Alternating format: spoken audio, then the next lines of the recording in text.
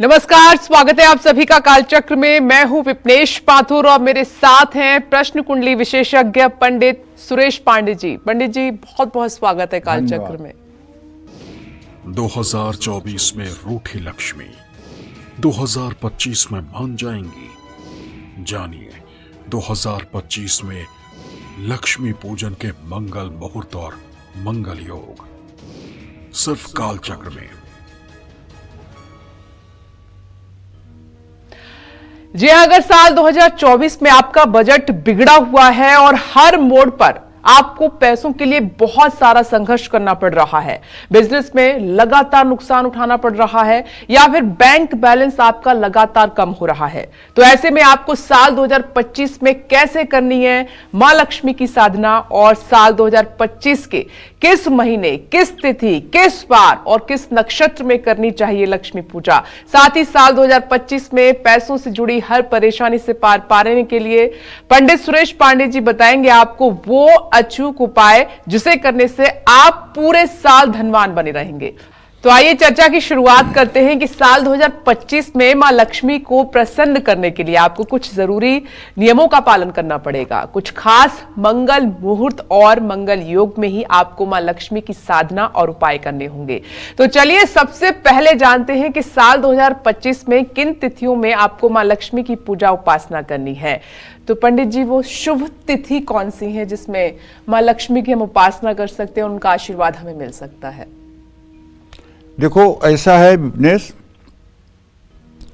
तिथियां तो जी हमारे शास्त्रों का आधार है, मुहूर्त का आधार है, मुहूर्त का अपना विशेष महत्व होता है, लेकिन साधना का मतलब होता है किसी भी देवी देवता की साधना, वो लक्ष्मी की ही क्यों, सारे देवी देवता की साधना हर श्वास पे करनी चाहिए। 21,600 श्वास अगर चल रही है तो आप कुछ भी करते रहिए, चाहे आप किचन में काम करिए, चाहे ऑफिस में काम करिए, चाहे आप सड़क पर काम करिए, चाहे आप फावड़ा चलाइए, लेकिन हर सांस पे आपके इष्ट का नाम होना चाहिए। और इष्ट को अपने समस्त कर्म समर्पित करके रहना चाहिए। जैसे प्रोग्राम शुरू हुआ तो मैंने कह दिया कि हे मां विंध्यवासिनी, अब 1 घंटे तक प्रोग्राम होने जा रहा है, अब आप देख लीजिएगा, मुझसे कुछ न होने वाला है, ये समस्या आप संभाल लीजिएगा। और फिर जब प्रोग्राम खत्म हुआ तो कहेंगे कि माँ तूने प्रोग्राम बहुत अच्छे से किया, बहुत अच्छा किया आपने, आपको बहुत बहुत धन्यवाद मैया, और फिर अब आगे बढ़ते हैं। तो कहने का मतलब अपने हर कार्य को आप ईश्वर को समर्पित करके अगर जीवन जीना शुरू कर दें तो दुनिया की कोई ताकत नहीं है कि आप निराश और हताश हो। गुरु जी कहते हैं जी, परम पूज्यपाद प्रेमानंद जी महाराज, और ये बात मैं अपने सभी दर्शकों से कहना चाहता हूं विपनेश जी, जो बनना है वो सोचो, और जो सोचोगे वही बनोगे। एकदम ये पक्की बात है, इसमें जरा सा भी इफ वट नहीं है। मैं सहमत हूं। हाँ, जो बनना है वो सोचो और जो सोचोगे वही बनोगे। अगर अपने को अंडर एस्टिमेट करके, अपने को कम करके आप हर समय सोचोगे और हर समय अपने लिए नकारात्मक ताना बाना बुनोगे तो चाहे जितना दैव सहयोग करे लेकिन खुशी नहीं आ सकती। और अगर अपने को लेकर के एक सकारात्मक माहौल अपने मन में रखेंगे तो निश्चित है कि कुछ परेशानियों के बावजूद ही सही, लेकिन सफलता आपके कदम में रहेगी। बिल्कुल सही। इसलिए मैं अपने सभी दर्शकों से कहता हूं कि देखो, जीवन का चिंतन बदलो, जीवन का चिंतन बदलो। किसी भगवान को पाने के लिए, किसी ईश्वर की सिद्धि प्राप्त करने के लिए न तो देश बदलने की जरूरत है, न तो वेश बदलने की जरूरत है कि मैं चला जाऊं वृंदावन, मैं चला जाऊं काशी, मैं चला जाऊं ऋषिकेश, मैं रख लूं दाढ़ी, मैं पहन लूं पीला कपड़ा। अरे इससे भगवान नहीं मिलेंगे। भगवान मिलेंगे उद्देश्य से बदलने से। उद्देश्य से आपको ये कि प्रभु प्राप्ति करनी है। हर समय मन में एक बात चलाइए कि प्रभु की प्राप्ति करनी है, प्रभु की प्राप्ति करनी है। अब अपने आप प्रभु की प्राप्ति कैसे होगी उसका रास्ता प्रकृति आपको बताएगी। तो न भेष बदलिए न देश बदलिए, केवल अपना उद्देश्य बदलिए। इसी तरह से हमें दरिद्रता का दहन करना है जी। हमें दरिद्रता का दहन करना है और गरीबी को पटक पटक के मार के उसके सारे दांत तोड़ देना है। क्योंकि ये गरीबी जो है ये इतनी बड़ी डायन है कि अगर एक बार इसको पटक के बेहोश कर दोगे तो फिर 2 घंटे बाद उठ के खड़ी हो जाएगी, फिर लड़ने के लिए तैयार हो जाएगी। इसके लिए हर समय जागरूक रहने की जरूरत रहती है। और होता क्या है कि जरा सा आदमी जब सफलता की सीढ़ियों पर चढ़ता है तो वो सोचता है कि अरे वाह, मुझसे बड़ा कौन, अब तो सर्वस्व मैं ही हूं। और इस ओवर कॉन्फिडेंस में फिर वो जब आके लड़ती है तो चकनाचूर कर देती है। तो इसलिए हमें संयम नियम के साथ जीवन जीना चाहिए। और एक चीज याद रखना चाहिए, माया को सब कोई भजे, माधव भजे न कोय, जो कोई माधव भजे तो माया चेरी होए। जी। अगर हम कृष्ण को, विष्णु को भजने लगें तो कृष्ण, विष्णु और श्री राम के श्री चरणों को लक्ष्मी हर समय दबाती हैं। तो लक्ष्मी तो ऑटोमेटिक आपके साथ हो जाएंगी, उसमें 1 मिनट का देर होगा ही नहीं। तो हमारे कहने का मतलब है जैसे मां लक्ष्मी, बिना लक्ष्मी के तो इंद्र जो है श्रीहीन हो जाता है। जब मां लक्ष्मी इंद्र से रूठ गई थी तो वो दरिद्र हो गया था। जाकर उसने ब्रह्मा जी के सामने नाक रगड़ी कि मेरा तो सारा वैभव चला गया। तो ब्रह्मा जी ने एक मंत्र दिया, श्रीमद् देवी भागवत महापुराण में इस मंत्र का वर्णन है, मैं कोई अपने मन से नहीं कह रहा हूं। ओम श्रीम ह्रीम क्लीम ऐम कमलवासिन्यै स्वाहा। और ब्रह्मा जी ने कहा कि हे इंद्रराज, तू जाकर के इस मंत्र का 10 लाख का पुरस्चरण कर, तब महालक्ष्मी प्रसन्न होकर तुम्हारा वैभव जारी रखेंगी। और जाकर के इंद्र ने इस मंत्र का 10 लाख का एक पुरस्चरण किया और उसके बाद इंद्र का जो है वैभव जागृत हुआ। अगर आज के इस कलिकाल में भी मैं गारंटी के साथ कहता हूं कि कोई भी आदमी, कोई भी स्त्री पुरुष संयम नियम से रह करके अगर इस मंत्र का 10 लाख का पुरस्चरण कर ले, 10 लाख इस मंत्र का जप कर ले, तो उसके दोनों हाथ बांध दो, दोनों पैर बांध दो। इसके बाद भी अगर उसके पास किसी चीज का जिंदगी में अभाव हो तो बताइएगा। लेकिन आप करना कुछ नहीं चाहते, सुख आपको पूरे दुनिया का चाहिए। गोस्वामी तुलसीदास जी ने ठीक ही तो लिखा है कि मति थोरी कटोरी न कोमलता, सुख चाहे मूढ़ न धर्म रता। धर्म में रति नहीं है, सुख सब चाहिए। तो मां लक्ष्मी की पूजा में अनेक प्रकार के नियम, प्रतिबंध, सिद्धांत और निषेध ये बनाए गए हैं। लक्ष्मी जी की विशेष कृपा प्राप्त करने के लिए या विशेष उद्देश्य की प्राप्ति के लिए नियमों का पालन करना बहुत जरूरी होता है। मां लक्ष्मी जी की साधना से पहले मुहूर्त को विशेष रूप से ध्यान में रखना चाहिए। 2025 में लक्ष्मी साधना के विशेष नियम ध्यान रखेंगे तो सालों साल मां लक्ष्मी का आपके घर में, आपके कारोबार में, आपकी दुकान में वास रहेगा।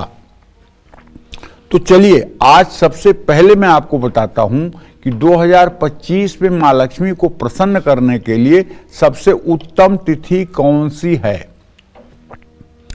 नवरात्र साल में वैसे तो 4 बार आते हैं, लेकिन 2 प्रगट नवरात्र हैं, 2 गुप्त नवरात्र हैं।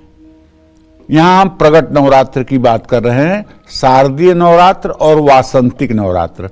शारदीय नवरात्र आश्विन के महीने में होता है और वासंतिक नवरात्र चैत्र के महीने में होता है। ये मां शक्ति की उपासना और साधना के लिए साल में दोनों नवरात्र बहुत ही महत्वपूर्ण हैं। द्वितीया, तृतीया, पंचमी, सप्तमी, नवमी, दशमी, एकादशी, द्वादशी, चतुर्दशी और पूर्णिमा तिथि शुभ है। ये 10 तिथियां लक्ष्मी पूजन के लिए शुभ और अनुकूल मानी गई हैं। इन तिथियों में मां लक्ष्मी की उपासना करने से हर मनोकामना पूर्ण हो जाती है। चतुर्थी तिथि हर तरह की साधना के लिए और मंत्र ग्रहण करने के लिए अशुभ है। जय मां विंध्यवासिनी। आइए चर्चा को और आगे बढ़ाते हैं कि अगर आप साल 2025 में लक्ष्मी कृपा पाने में हैं पाना चाहते हैं तो आपको किस दिन यानी किस वार में लक्ष्मी साधना करनी चाहिए और किस दिन लक्ष्मी साधना से बचना चाहिए, आइए पंडित जी से जल्दी से जान लेते हैं। पंडित जी, कौन से वो वार हैं जब हम लक्ष्मी साधना कर सकते हैं और कौन सा दिन ऐसा है या कौन सा मुहूर्त ऐसा है जिससे तब हमें बचना है, तब हमें माँ की उपासना नहीं करनी है? देखिए, अगर आप नित्य 365 दिन के अनुष्ठान का संकल्प लिए हैं कि मुझे तो पूरा जीवन ही लक्ष्मी के श्री चरणों में समर्पित करना है, तब तो आपके लिए कोई ऐसा मुहूर्त नहीं है जिसमें आप पूजा ना करें जी। हर मुहूर्त आपके लिए पूजा करने का है। लेकिन अगर आप कभी कभी पूजा करते हैं और केवल मुहूर्तों को देख करके पूजा करते हैं, जैसे कोई लोग होते हैं तो दिवाली पर बड़ा उत्सव मनाकर पूजा करते हैं, नवरात्र में भी पूजा करते हैं, लेकिन बाद के 365 दिन में से जो 350 दिन बचते हैं उसमें कुछ नहीं, उसमें दिया भी नहीं जलाते हैं, समझ रही हो ना। लेकिन जो लोग रोज उपासना करते हैं, जो लोग रोज श्री यंत्र का अभिषेक करते हैं, श्री यंत्र की पूजा करते हैं, श्री सूक्तम कनकधारा स्तोत्र का पाठ करते हैं, दक्षिणावर्ती शंख से अभिषेक करते हैं, जो लोग नित्य श्री सूक्तम के मंत्रों से हवन करते हैं, उनके लिए कोई नियम नहीं लागू होता है कि इस तिथि में आप पूजा मत करिएगा, इस तिथि में आप पूजा मत करिएगा, नहीं तो आपका नुकसान होगा। उनका कोई नुकसान न होने वाला है। ये भ्रम, ये मिथक तोड़ना चाहता हूं। लेकिन केवल आप नवरात्र में पूजा करते हैं, केवल आप विशेष तिथियों पर पूजा करते हैं, केवल आप दिवाली की रात पूजा करते हैं, तो आपके लिए नियम है, मुहूर्त है फिर कि आप खराब मुहूर्त में पूजा नहीं कर सकते हैं। आपके लिए तो मुहूर्त है। तो ऐसे में मैं आपको बताता हूं कि 2025 में माँ लक्ष्मी को प्रसन्न करने के लिए कौन से दिन सबसे उत्तम होंगे, किस दिन माँ लक्ष्मी की उपासना करना सर्वश्रेष्ठ होगा। तो लक्ष्मी साधना के लिए सोमवार, बुधवार, गुरुवार और शुक्रवार का दिन बेहद प्रभावशाली है। इसमें शुक्रवार का दिन माँ लक्ष्मी की उपासना करने के लिए सबसे श्रेष्ठ है। शुक्रवार के दिन की अधिष्ठात्री देवी ही माँ लक्ष्मी है। माँ लक्ष्मी की उपासना करने जा रहे हैं तो शुक्रवार से ही पूजा का प्रारंभ करना चाहिए।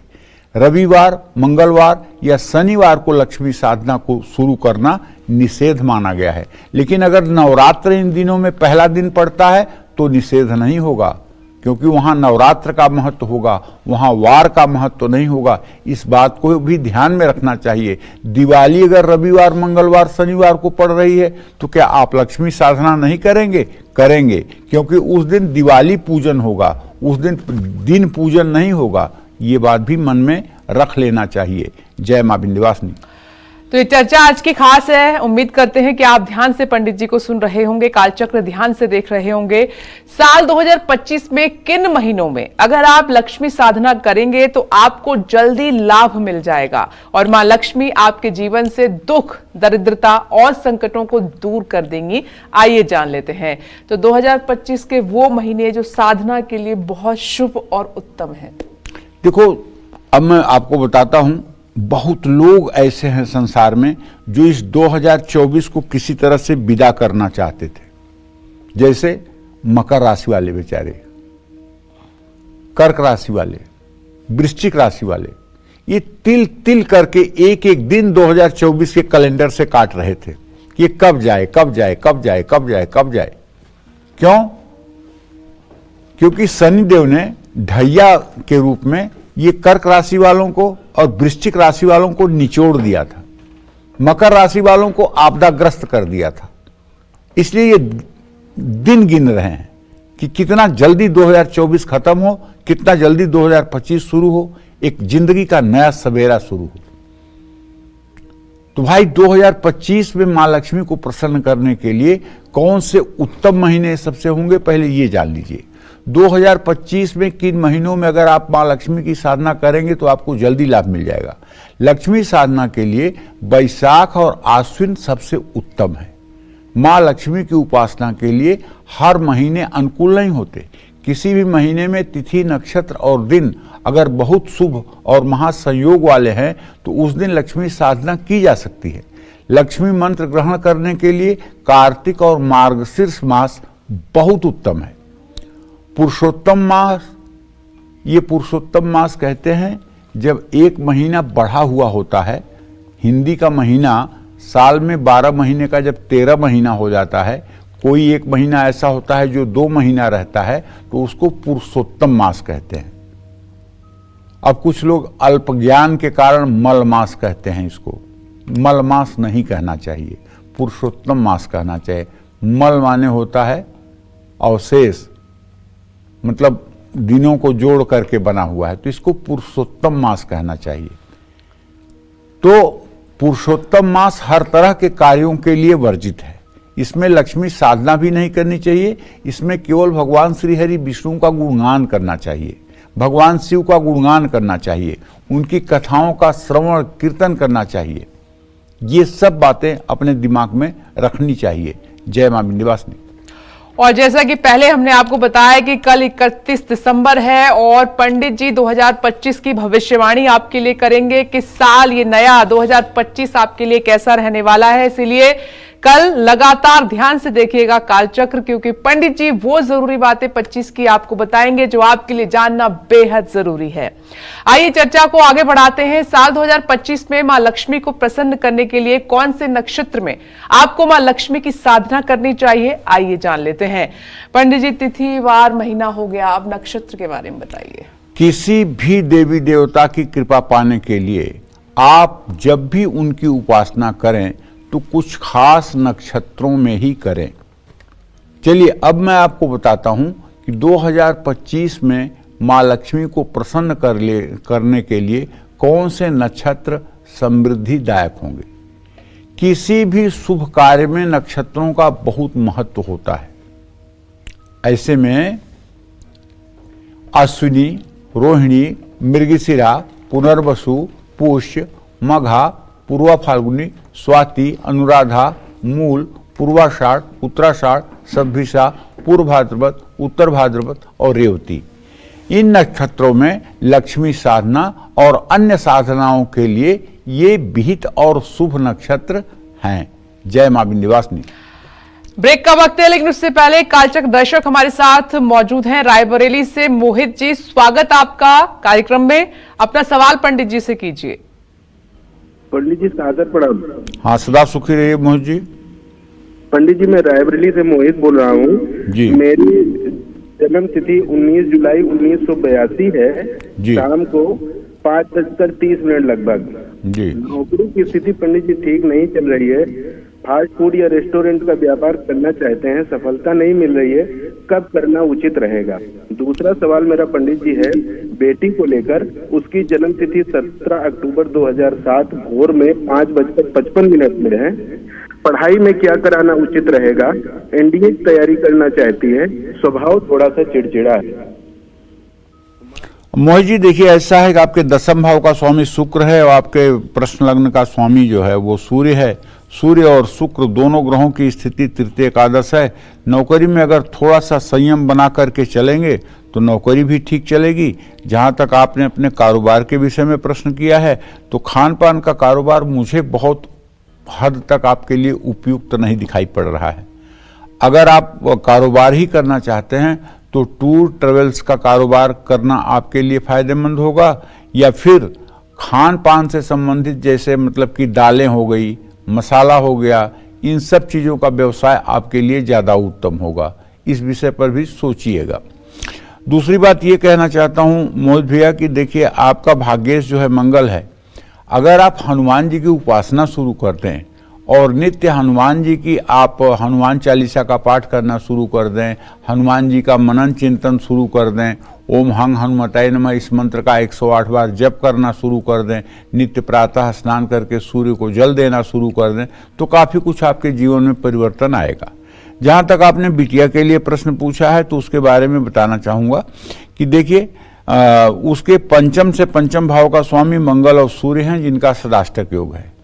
एनडीए या सीडीएस जैसी कोई भी परीक्षा जो है इसके लिए बहुत उपयुक्त और बहुत ही मतलब कि जो है सफलतादायक नहीं होगी।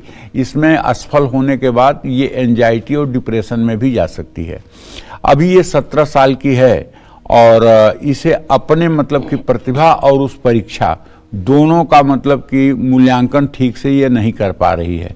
इसलिए मैं चाहूँगा कि इसको आप आर्किटेक्ट की आगे चल करके पढ़ाई करवा दीजिए आर्किटेक्ट की पढ़ाई कर ले या मेडिकल फील्ड से जुड़ा हुआ कोई एजुकेशन ले ले, जिससे इसका जीवन अच्छा रहे और ये अपने उत्तरदायित्व का ठीक ढंग से निर्वहन कर पाए। जय मां विंध्यवासिनी। और एक जरूरी सूचना आप सभी के लिए, जैसे पंडित जी ने 2024 की भविष्यवाणी की थी कि ये साल आपके लिए कैसा रहेगा, ये बताया था, ठीक वैसे ही कल 2024 का आखिरी दिन है। पंडित जी 31 दिसंबर से ही, कल से ही, यानी कि नए साल 2025 की भविष्यवाणी करेंगे कि ये साल आपके लिए कैसा रहने वाला है। इसीलिए देखना मत भूलिएगा, कल से कालचक्र बहुत ध्यान से देखिए, नए साल की भविष्यवाणी होगी। साल बदलते ही क्या बदलेगी आपकी तकदीर? साल बदलते ही क्या बदलेंगे आपके सितारे? काल चक्र में जानिए मेरी जुबानी 2025 की भविष्यवाणी। 31 दिसंबर से लगातार सुबह 8:50 पर। तो कालचक्र भविष्यवाणी 2025 कल 31 दिसंबर, नोट कर लीजिए, 8:50 पर आप जरूर देखिएगा कल से लगातार। अब एक दर्शक हमारे साथ जुड़ गई है, उनसे बात कर लेते हैं। उषा जी, बहुत बहुत स्वागत है आपका कालचक्र में। अपना प्रश्न पंडित जी से कीजिए। पंडित जी प्रणाम। जय मां हाँ। विंध्यवासिनी जी। जय मां विंध्यवासिनी। पंडित जी मैं आपकी बहुत भक्त हूँ, मैं भगवान विष्णु से ज्यादा आपको बहुत मानती हूँ। मैं 13 साल से आपका प्रोग्राम देखती हूँ। आज मैं बहुत बड़ी तकदीर वाली हूँ कि आज मेरा कॉल लगा है। मेरे 2 प्रश्न हैं। मेरी सबसे बड़ी बहन है, उसकी सेहत बहुत हरदम खराब रहती है और मेरी जन्म तारीख है 20/8/1977, 3:55। उसके लिए पूछना है। और दूसरा प्रश्न है मेरे बेटे के लिए। उसकी जन्म तारीख है 16 जनवरी 2001। अभी वो सीए फाइनल में पहुंचा है और उसका भविष्य कैसा है और उसका करियर कैसा है, प्लीज आप मुझे उसके बारे में बताइए सर। देखिए, सबसे पहले मैं आपके बहन भाव को बताना चाहता हूं। आपकी बड़ी बहन भाव का स्वामी जो है वो बृहस्पति है, वहां राहु की स्थिति है। आपकी बहन को 2 रोग है, एक तो लीवर से संबंधित रोग है और दूसरे उनको हड्डियों का रोग है। आप उन्हें किसी सुयोग्य आयुर्वेदिक चिकित्सक से को दिखा करके और परामर्श लेकर के उनका उपचार करिए, वो ठीक होंगी। और उनके हाथ से 7 अनाज 1-1 किलो और 1 कंबल ये शनिवार को किसी जरूरतमंद को दान करवा दीजिए। इससे निश्चित रूप से उन्हें लाभ मिलेगा, लेकिन लाभ पूरा मई 2025 के बाद मिलेगा। और उनके खान पान में कहिए कि तेल और घी वाली कोई वस्तु सेवन ना करें। इससे निश्चित रूप से उनका स्वास्थ्य काफी हद तक ठीक होगा। आपने जो अपने बारे में प्रश्न पूछा है, तो मैं आपको बताना चाहूंगा कि अब आपकी उम्र 47 साल हो रही है। ऐसे में आपने जो प्रश्न किया है, तो आपका भाग्य शनि शुक्र के साथ इस समय युति में है। आपका जीवन सामान्य रूप से ठीक चल रहा है।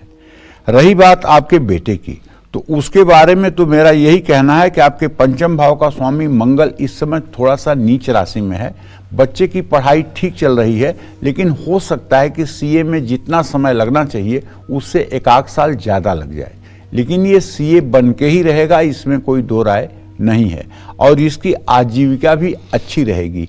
ये जब तक 27 साल का ना हो जाए तब तक इसे नौकरी करना चाहिए। 27 साल के बाद इसे अपनी पर्सनल प्रैक्टिस शुरू कर देनी चाहिए। जय मां विंध्यवासिनी।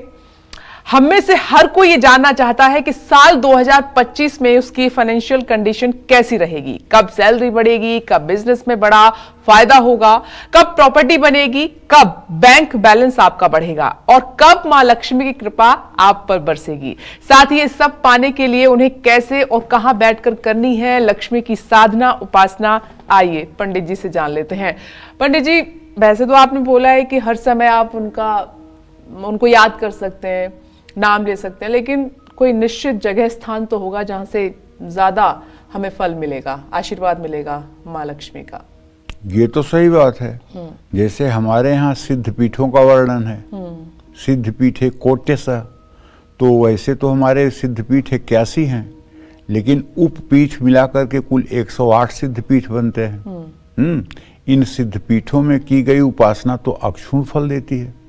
इन सिद्ध पीठों में अगर उपासना की जाए तो अक्षुण फल देती है। लेकिन अगर इस सिद्ध पीठ में भोग वासना अपनाई जाए तो वो व्यक्ति को नष्ट भी कर देती है। तो जो सिद्धपीठ होती हैं वो योग भूमि होती हैं, वो भोग भूमि नहीं होती हैं। जी बिल्कुल। और मनुष्य स्वभाव से ही भोग के प्रति आकर्षित रहता है, इसलिए जब इसे सुख सुविधा आराम मिल जाता है तो इसकी मनोवृत्ति भोग की तरफ जाती है, योग की तरफ नहीं जाती है। इसलिए सिद्धपीठों में तो हर समय हमें सावधान रहना चाहिए। सिद्धपीठों में किया हुआ पाप अक्षुण हो जाता है, वो कभी नष्ट नहीं होता है। इसलिए साधना करने के लिए जितना श्रद्धा का महत्व है उतना ही आप कहाँ बैठकर साधना कर रहे हैं उसका बहुत बड़ा महत्व है। ऐसे में माँ लक्ष्मी की साधना करने का सबसे उत्तम स्थान क्या होना चाहिए ये मैं आपको बताता हूँ। लक्ष्मी साधना के लिए स्थान का विशेष महत्व है, जैसे गौशाला, गुरुगृह, मंदिर, बगीचा, जंगल, नदी का किनारा, बेल के पेड़ के नीचे, आंवले के पेड़ के नीचे, तुलसी के पौधे के पास, पर्वत के ऊपर, गुफा के अंदर, गंगा जी के तट पर या किसी सिद्धपीठ में लक्ष्मी साधना या कोई मंत्र साधना करना उत्तम होता है। ऐसे स्थान ना मिल पाए तो घर के सबसे पवित्र स्थान या ईशान कोण में बैठ कर के ही साधना करनी चाहिए। और एक बात बताऊंगा आपको, मंत्र जो होते हैं ना तो मंत्रों के दोष भी होते हैं। मंत्र जो होते हैं मंत्रों के दोष की भी होते हैं। जैसे नवार्ण मंत्र है, ओम ऐं ह्रीं क्लीं चामुंडायै विच्चे, इसमें 9 अक्षर हैं, इसीलिए इसको नवार्ण मंत्र कहते हैं। और इसकी व्युत्पत्ति कैसे हुई है ये दिव्य अथर्व शीर्ष में विस्तार से वर्णन किया गया है। क्योंकि कार्यक्रम का विस्तार हो जाएगा इसलिए उस विषय पर मैं नहीं जाना चाहता हूं। अगर आपको जिज्ञासा हो इसके बारे में जानने के लिए तो आप दुर्गा सप्तशती में दिव्य अथर्व शीर्ष का अर्थ जो है वो गीता प्रेस की किताब में पढ़िएगा, आपको समझ में आएगा। 2024 में अगर दरिद्रता ने आपको घेरे रखा था, आपकी बचत नहीं हो पा रही थी, तो 2025 में माँ लक्ष्मी की पूजा पर आप किन बातों का ध्यान रखेंगे जिससे आपकी आर्थिक स्थिति अच्छी हो जाए। तो 2024 में अगर दरिद्रता ने आपको घेरे रखा है तो मैं आपको बताना चाहूँगा कि 2025 में पहली बात मन में एक संकल्प लीजिए कि मैं, अर्थात मैं माने यहाँ अहंकार मत लाइएगा। जब केवल मैं होता है तो ईश्वर का वाचक होता है, और जब मैं के साथ कोई विशेषण लगता है तो माया हो जाती है। जैसे मैं धनवान, मैं विद्वान, मैं बलवान, मैं कुलवान, ये जहां मैं के साथ कोई विशेषण लगा तहां जीव का बोध और माया का बोध हो जाता है, और जहां केवल मैं ही मैं हूं वहां ईश्वर का बोध होता है, ईश्वर परम ब्रह्म परमेश्वर का बोध होता है। और मैं के साथ जहां कोई विशेषण लगा तहां वो मायाकृत हो जाता है। तो कहने का मतलब यह है कि एक तो मां लक्ष्मी की साधना गुलाबी या लाल रंग के कपड़े पहन के करना चाहिए। इनकी पूजा का उत्तम समय जो है गोधूली बेला या मध्यरात्रि है। मां लक्ष्मी की ऐसी प्रतिमा की उपासना करनी चाहिए जिसमें वो गुलाबी रंग के कमल के फूल पर विराजमान हो, माने कमल वासिनी हो। मां लक्ष्मी की अंगूठे जितनी ऊंचाई की मूर्ति ही घर में स्थापित करनी चाहिए। ऐसी लक्ष्मी जी की प्रतिमा जिसमें वो उल्लू पर सवार हों उनको घर में स्थापित नहीं करना चाहिए। ऐसी मूर्तियों की पूजा घर में करने से घर के लोगों की बुद्धि में कमी आती है।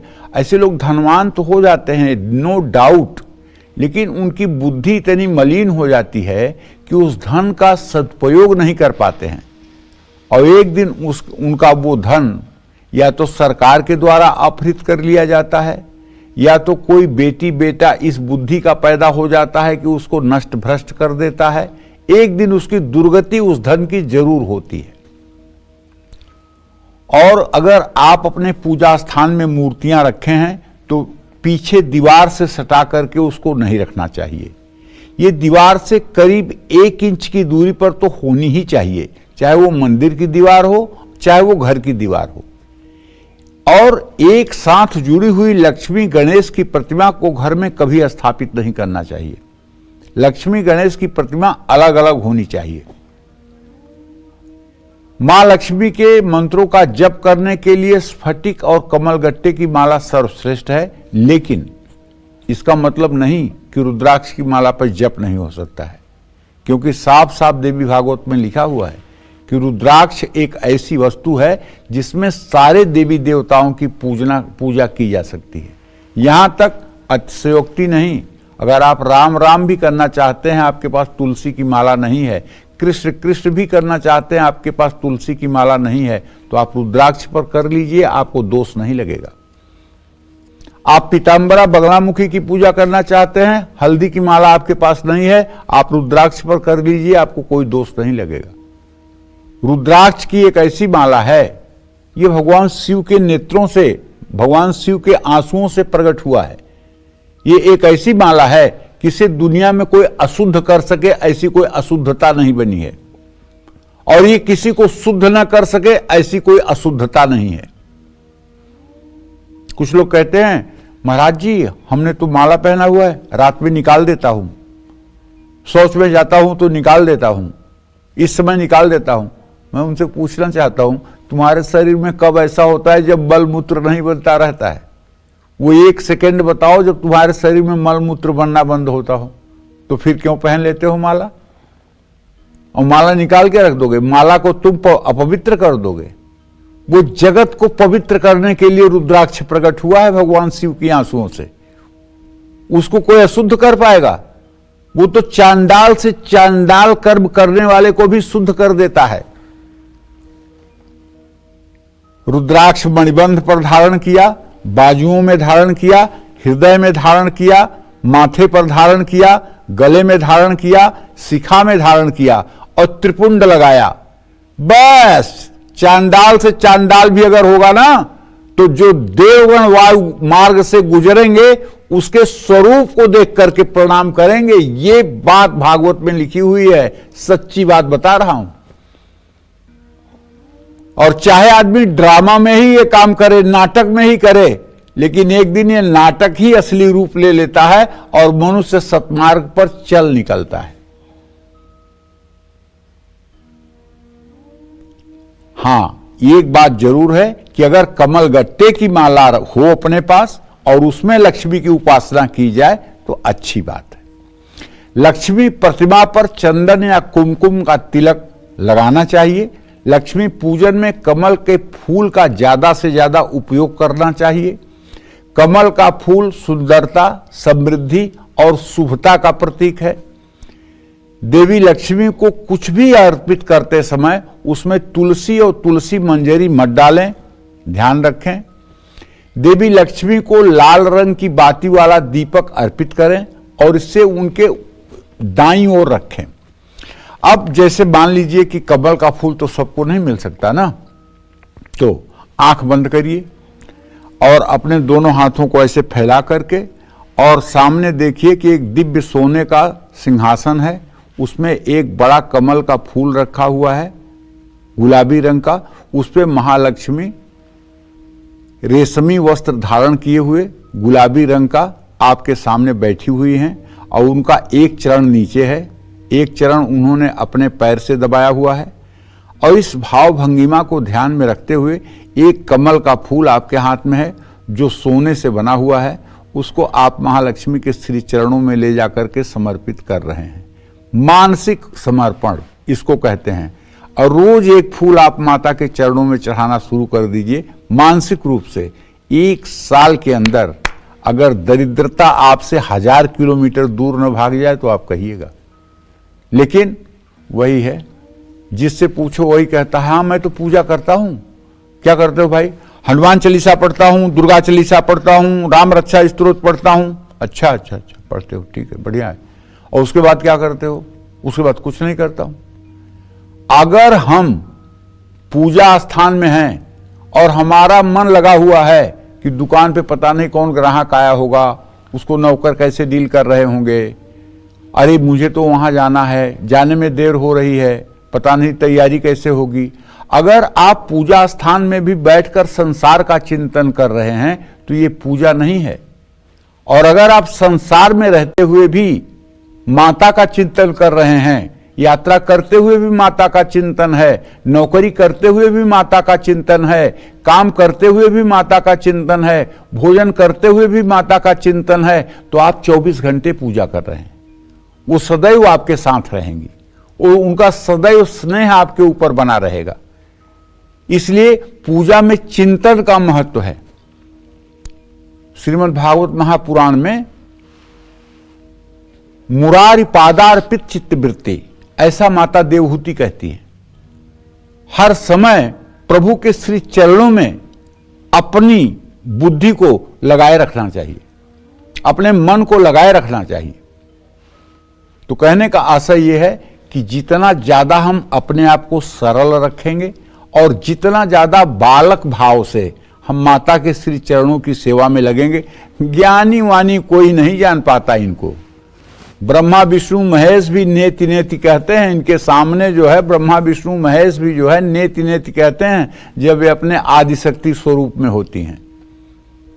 इनके बहुत स्वरूप हैं। एक स्वरूप तो इनका है कि भगवान विष्णु के पैर दबाती हैं, लेकिन एक स्वरूप उनका ये भी है कि भगवान विष्णु के ही अवतार श्री कृष्ण इनके पैर दबाते हैं। वो भी रूप है। वो रूप है किशोरी जी का, राधा रानी का। उनकी सखियों से, सहचरियों से लालजू पूछते हैं कि आज राधिका जी का मिजाज कैसा है, आज गुस्से में तो नहीं है। बहुत बढ़िया एक श्लोक आपको सुनाऊं। वेणु करानि पतितम स्खलितम शिखंडम भ्रष्टम च पीतवसनम ब्रजराज सूनो यस्या कटाक्ष सरघात विमूर्छितस्य ताम्राधिकाम परिचरामि कदा रसेन। जिसके एक तिरछी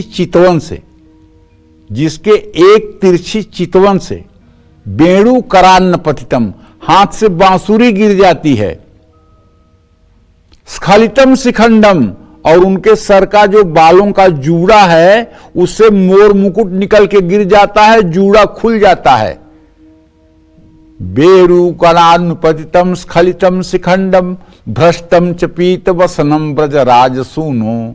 और ब्रजराज के जो पुत्र हैं भगवान श्री कृष्ण, इनका पीतांबर नीचे की तरफ गिर जाता है। यस्या कटाक्ष सरघात विमूर्छितस्य, एक सरघात, एक आंखों की तिरछी चितवन से उनकी ये दशा हो जाती है, बेहाल हो जाते हैं। ताम्राधिकाम परिचरामि कदा रसेन। उस राधा रानी के श्री चरणों की सेवा का अवसर कब प्राप्त होगा, उस राधिका जी के श्री चरणों की सेवा का अवसर कब प्राप्त होगा। तो कहने का मतलब, एक जगह तो लक्ष्मी उनके चरण सहलाती हैं, लेकिन वही लक्ष्मी स्वरूपा, वही भगवान कृष्ण की आह्लादनी शक्ति, प्रेमस शक्ति स्वरूपा जब राधा रानी के रूप में प्रकट होती हैं तो कृष्ण जी उनको पैर दबाते हैं। कोई अतिशयोक्ति नहीं है। और बहुत लोग कहते हैं भागवत में तो राधा जी की चर्चा ही नहीं है। अरे भागवत में अगर सुखदेव जी एक बार राधा जी की चर्चा कर देते और उनको चिंतन हो जाता राधा जी का, तो 7 दिन वो समाधि में बैठे रह जाते, कथा कहने लायक न रहते। नारद जी ने जाकर के वृषभानु के यहां ब्रह्मवैवर्त पुराण की कथा है, पढ़ के देख लीजिएगा। कहा कि मैं दर्शन करूंगा। वृषभानु ने कहा जाइए दर्शन करिए। तो देखे तो 1 साल की बच्ची पालने में खेल रही है। तो वृषभानु से कहे कि आप जरा बाहर जाइए। बाहर गए तो प्रार्थना किए कि हे देवी, हे राधिका, मैं आपके असली स्वरूप को देखना चाहता हूं माता। तो माता तुरंत 16 वर्ष की हो गई और उनकी 8 सहचरिया साथ में हो गई। बेहोश हो गए नारद जी और 1 घंटे पूरे बेहोशी की मुद्रा में रहे। उसके बाद उन्हें होश आया। ये ब्रह्मवैवर्त पुराण की कथा है। तो माता की महिमा अनंत है भाई, अनंत है। जितनी आपकी श्रद्धा होगी उस अनुसार आपको फल मिलेगा। श्रद्धा को अपने बढ़ाइए और तर्क कुतर्क को छोड़िए। आप मन में विश्वास रखिए कि जब मैं महालक्ष्मी के शरण में रहूंगा तो मेरे जीवन के सारे संकट दूर होंगे। बस सीधी सी इतनी बात मान लो, ज्यादा ज्ञानी बनने की जरूरत नहीं है। जय मां विंध्यवासिनी। चलिए चर्चा को आगे बढ़ाते हैं, क्योंकि आज की चर्चा बहुत ही इंटरेस्टिंग है। साल 2025 में आपको किस लग्न में मां लक्ष्मी की उपासना करनी है और किस लग्न में पूजा पाठ करने से बचना है। आइए पंडित जी से अब लग्न के बारे में पूछ लेते हैं। पंडित जी बताएं। अगर अब तक आपको नहीं पता था कि खास लग्नों में उपासना करने से आपकी पूजा सफल भी होती है और पूजा का फल भी जल्दी मिलता है, तो चलिए अब मैं आपको बताता हूं कि नए साल में आपको किस लग्न में मां लक्ष्मी की उपासना करनी है और किस लग्न में पूजा पाठ करने से बचना है। देखिए भाई, सीधी सी बात है, स्थिर लग्न में लक्ष्मी की पूजा करने से लक्ष्मी स्थिर होती है। इसी तरह से मेष लग्न में लक्ष्मी साधना करने से धन धान्य की वृद्धि होती है। वृषभ लग्न में किसी भी प्रकार की साधना की जा सकती है, क्योंकि वृषभ लग्न एक स्थिर लग्न है, पहले ही बता चुका हूं। मिथुन लग्न में लक्ष्मी साधना या कोई अनुष्ठान नहीं करना चाहिए, इसका बुरा प्रभाव साधक की संतान पर पड़ता है। कर्क लग्न बहुत ही शुभ होता है, इसमें शुरू की गई कोई भी पूजा साधना सफल और सर्वसिद्धिदायक होती है। सिंह लग्न भी शुभ है, इस लग्न में साधना से बुद्धि का विकास होता है। कन्या लग्न में भी लक्ष्मी साधना की जा सकती है। जय मां विंध्यवासिनी। तो कन्या लग्न तक तो बात हमारी हो गई है। अब तुला से मीन लग्न तक हमें किन लग्नों में लक्ष्मी साधना करनी चाहिए और किन लग्नों में लक्ष्मी साधना करने से हमें बिल्कुल बचना है, आइए पंडित जी से जानते हैं। पंडित जी आगे बताइए। देखिए, तुला लग्न सर्वश्रेष्ठ लग्न है, इसमें की गई साधना लक्ष्मी साधना और पूजन सभी प्रकार की सिद्धियों को प्रदान करने वाला होता है। वृश्चिक लग्न में शुरू की गई साधना श्रेष्ठ होती है, ये स्वर्ण के समान लाभ देने वाली होती है। धनु लग्न में किसी भी देवी देवता की साधना शुरू करना उचित नहीं होता है। धनु लग्न अशुभ होता है, इस लग्न में साधना से मान और यश का नाश होता है। मकर लग्न में साधना करना शुभ और पुण्यदायक होता है। कुंभ लग्न में लक्ष्मी साधना करने से धन और समृद्धि की प्राप्ति होती है। मीन लग्न में साधना करने से अशुभ प्रभाव मिलता है। मीन लग्न दुखदायक और असफलतादायक होता है, इस लग्न में किसी भी तरह का अनुष्ठान मंत्र साधना शुरू नहीं करना चाहिए। जय मां विंध्यवासिनी। चलिए अब बात कर लेते हैं मेष से लेकर कन्या राशि वालों की कि साल 2025 में धनवान बनने के लिए आपको मां लक्ष्मी के किस स्वरूप की पूजा उपासना करनी चाहिए। आइए पंडित जी से जान लेते हैं। पंडित जी राशि अनुसार बताइए। देखिए, राशि अनुसार किसको मां लक्ष्मी के किस स्वरूप की उपासना करनी चाहिए ये भी आप जान लीजिए। मेष राशि वालों को मां लक्ष्मी के वसुधा स्वरूप की पूजा करनी चाहिए। वृषभ राशि वालों को सिद्ध लक्ष्मी की पूजन करना चाहिए। मिथुन राशि वालों को सौभाग्य लक्ष्मी की साधना करनी चाहिए और कर्क राशि वालों को साक्षात मां लक्ष्मी की ही उपासना करनी चाहिए। सिंह राशि वालों को महालक्ष्मी के कीर्ति स्वरूप की उपासना करनी चाहिए और कन्या राशि वालों को सौभाग्य लक्ष्मी की उपासना करनी चाहिए। ये भैया, अगर इतने रूपों को आप नहीं समझ पाए हैं तो मैं बस आपसे हाथ जोड़ के निवेदन करता हूं कि आप महालक्ष्मी जो कोल्हापुर की महालक्ष्मी है ना, उन्हीं का चित्र घर में बसा लो और उन्हीं का चित्र दिल में बसा लो और उन्हीं की उपासना में लग जाओ। और जब भी थोड़ी सी अपनी शक्ति सामर्थ्य बने तो एक बार जाकर के माता का दर्शन कर लो। भैया सच कह रहा हूं, एक बार दर्शन करने से 7 जन्मों तक दरिद्रता नहीं आएगी, नहीं आएगी, नहीं आएगी। एक बार अगर श्रद्धा से जाकर के आपने उनका दर्शन कर लिया तो 7 जन्मों तक यदि आप पैदा होते हैं तो आप दरिद्र नहीं होंगे, नहीं होंगे, नहीं होंगे। लेकिन बड़ी विडंबना है, वहां जाने के लिए बड़ा पुण्य चाहिए, वहां जाने के लिए बड़ा पुण्य चाहिए। अगर वहां आप जाते हैं और माता की आप उपासना करते हैं, माता के आप दर्शन करते हैं, माता को आप कमल का फूल चढ़ाते हैं, विश्वास करिए जन्म जन्मांतर की दरिद्रता जल करके राख हो जाएगी। इसलिए मैं अपने सभी दर्शकों से कहना चाहूंगा कि हर समय कोई ये नहीं कि पूजा में बैठिए तब, हर समय अपने घर की सारी महिलाओं में यदि आप पुरुष हैं तो मां लक्ष्मी को देखें, कन्याओं में मां लक्ष्मी को देखें, अपने मां में मां लक्ष्मी को देखें। विद्या समस्ता स्तवदेवी भेदा, स्त्रियां समस्ता सकला जगत्सु। महिलाओं का अपमान करना, महिलाओं को नीचा दिखाना, महिलाओं को प्रताड़ित करना, कन्याओं का अपमान करना और लक्ष्मी की पूजा करना, ये तो वही बात हो गई जैसे कोई राख में हवन करे। इसलिए पहले प्रत्यक्ष लक्ष्मी का सम्मान होना चाहिए। जय मां विंध्यवासिनी। और जल्दी से एक बार फिर से आपको याद दिला देते हैं कि कल साल का आखिरी दिन है, यानी कि 31 दिसंबर है और 2025 आपके लिए कैसा रहे, इसीलिए कल से लगातार आपको कालचक्र देखना है। कालचक्र भविष्यवाणी 2025, जिसमें पंडित जी आपको बताएंगे कि यह आने वाला नया साल आपके लिए कैसा रहेगा। साल बदलते ही क्या बदलेगी आपकी तकदीर? साल बदलते ही क्या बदलेंगे आपके सितारे? काल चक्र में जानिए मेरी जुबानी 2025 की भविष्यवाणी। 31 दिसंबर से लगातार सुबह 8:50 पर। चलिए अब बात कर लेते हैं तुला से लेकर मीन राशि वालों की। तुला से लेकर मीन राशि वालों को साल 2025 में धनवान बनने के लिए मां लक्ष्मी के किस स्वरूप की पूजा उपासना करनी चाहिए, आइए पंडित जी से जान लेते हैं। पंडित जी बताइए। देखिए, यदि आपकी तुला राशि है तो आपको सिद्ध लक्ष्मी की साधना करनी चाहिए। वृश्चिक राशि वालों के लिए वसुधा लक्ष्मी की उपासना जल्दी कृपा दिलाती है। धनु राशि के जातकों के लिए महालक्ष्मी के जया रूप की साधना करनी चाहिए। और मकर राशि के जातकों को माया लक्ष्मी की आराधना विशेष उपयोगी है। कुंभ राशि के जातकों के लिए माया लक्ष्मी की ही साधना करनी चाहिए। मीन राशि के जातकों को जया लक्ष्मी की उपासना करने से लाभ मिलता है। लेकिन अगर आप इन सब भेदों में नहीं पढ़ना चाहते हैं तो मैं आपसे कहना चाहूँगा, आप कोल्हापुर वाली महालक्ष्मी के स्वरूप की पूजा कर लीजिए।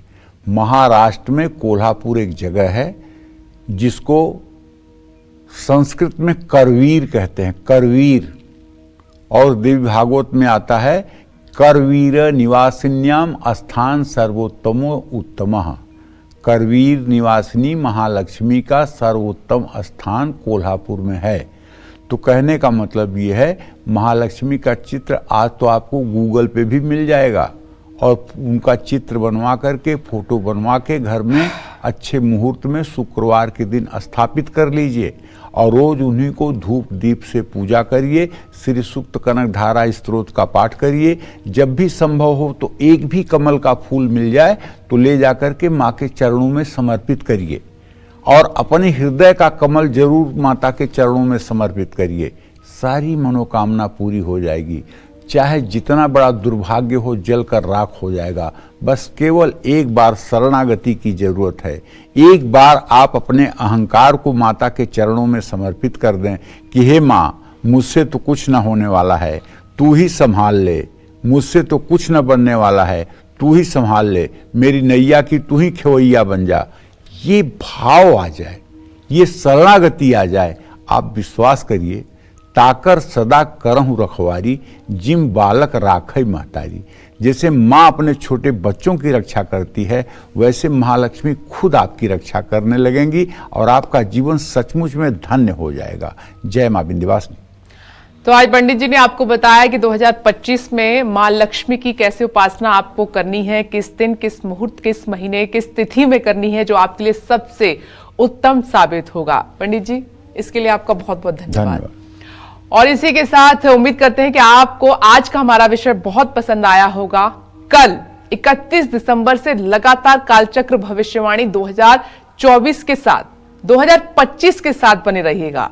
आपका नया साल कैसा होगा, साथ ही नए साल को कैसे बनाएं अपने लिए बेमिसाल उत्तम, ये सब बताएंगे पंडित जी आपको। फिलहाल कालचक्र की पूरी टीम को दीजिए इजाजत। नमस्कार।